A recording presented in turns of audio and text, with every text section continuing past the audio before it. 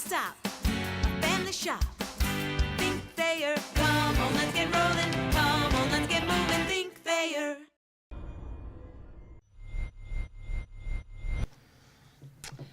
It's Jekyll and Hyde. I haven't seen this team play like that in the first half this year, and I haven't seen a team like ours play like that in the second half. So we got to figure out which one we want to be, because I think we can be like the second half more often.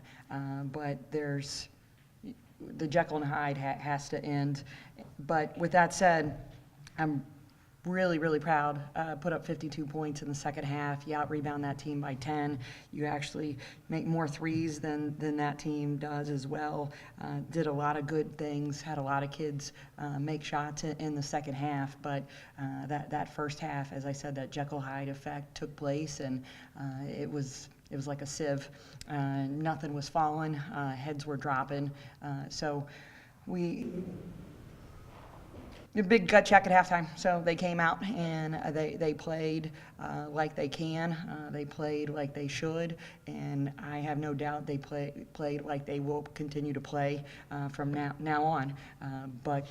But if they don't, then you'll see first halves like that again. So just a lot of good effort in the second half, and I couldn't be more proud of that.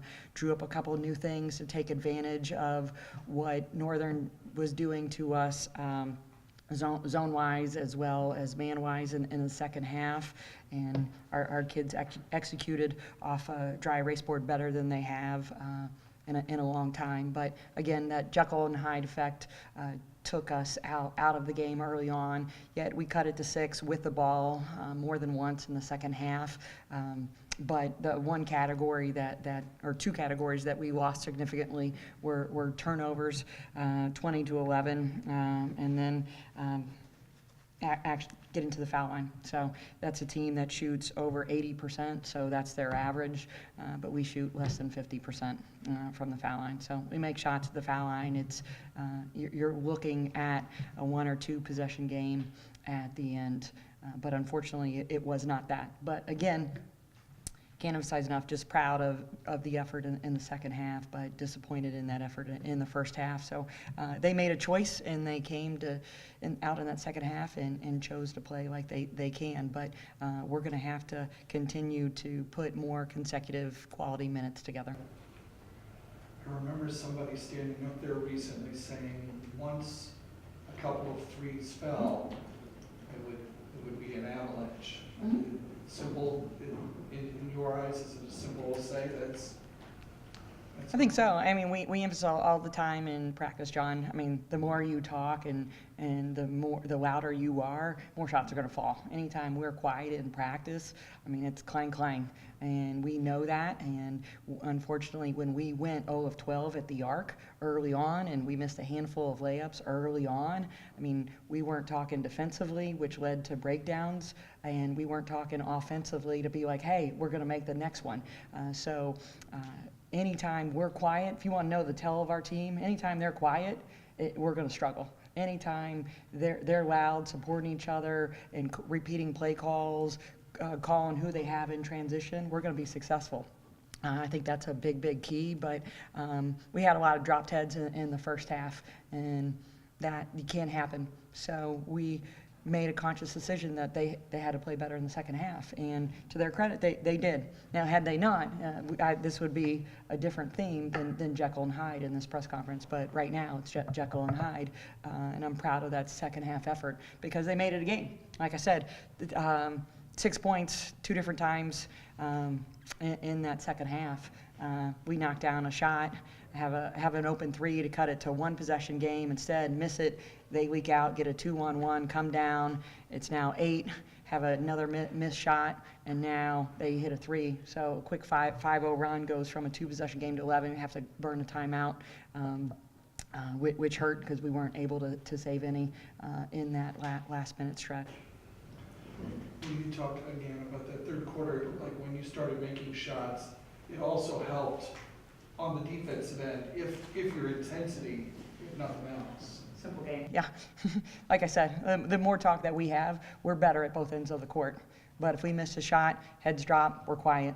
If we give up a transition bucket and don't talk, now we're mad at ourselves. So again, I've said this from the beginning, we've got a lot of perfectionists on this team, and they're battling themselves in their head, and they've got to stop. And I thought they just played and stopped thinking in the second half, and just literally they looked like a team, and we're playing with energy, talking more, and that's the way they gotta play. And they can. Unfortunately, that hole was just too deep coming out. But again, we were really proud of that effort in the second half.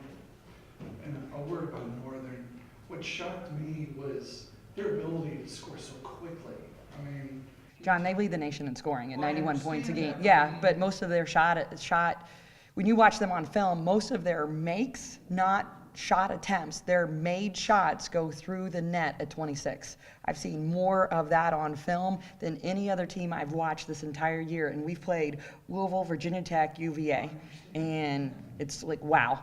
And she has a different group all together. She's got essentially some kids that were redshirted that are back. I mean, they're led by their X Factor and Allie Lehman. You know, not everybody needs to know that story. I mean, this is a kid who does ROTC on the side, you know, and you watch her perform, and she's going to have some choices from talking to Lisa before the game. Go fulfill a military commitment and serve her country, or play professionally. You know, I mean, she's going to have options like that, but like, what a tough kid with a great story. But with that said, they've got 5 starters that average double figures, and their 6th off the bench average double figures as well. But kind of disappointed that Poison got loose. I apologize if I mispronounced her last name, but Janae really got loose for them, and I thought that was a big difference, a spark off the bench for them, because other than that, I mean, they struggled to score with their bench. Yeah, when I was looking at the stats, it showed that their average scoring possession was 11 seconds. Mm-hmm. Typically, teams are 16, 17. And it just, in a nutshell, without Xing and owing me, what allowed them to do that so quickly? They push the ball extremely well, and that's a team that's shooting. They were 7 of 22 at the arc today, so they're below 1 of 3. But that's a team that's shooting over 40%. You know, so we held them. It didn't feel like that. I mean, we only had 4 less shot attempts in the first half, but it didn't feel like that. It felt like a football game time possession. With how quickly they were scoring, it just felt like they had the ball the entire time. But they score quickly. That's their MO. And again, they're they have one of the best 3-point shooting percentages in the conference, but they lead the country in scoring, yet they give up 81 a game. So we knew it would be high scoring affair. I was really hoping it'd be high scoring for 4 quarters for us, as opposed to 2. And I guess where I'm driving with Northern on this is that, you know, they almost got to their average. They got to 89. Were you happy with the way your defense played? Second half, yeah. Second half, first half, no.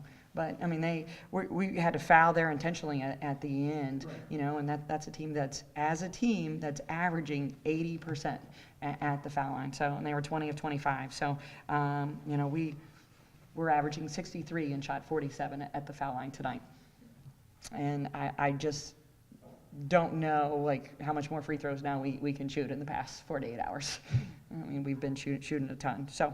But again, the Jekyll-Hyde game, simple. Jekyll-Hyde game, play like that in the second half. It's a different story. So unfortunately, we played poorly in the first half, and they made a lot of shots, and we got down, and it's a little bit like quicksand. Had trouble getting out of it.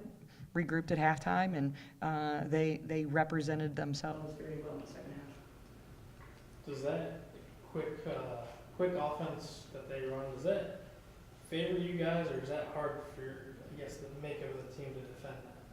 I thought we'd be okay with it because, I mean, if you look at statistically how we've been scoring, I mean, we've been scoring more so in transition than out of some quick hitters. We can become stagnant, and we thought we would be able to push the ball and get some penetration and kick and penetration and fouls, which we did. So I felt comfortable with that style coming in today.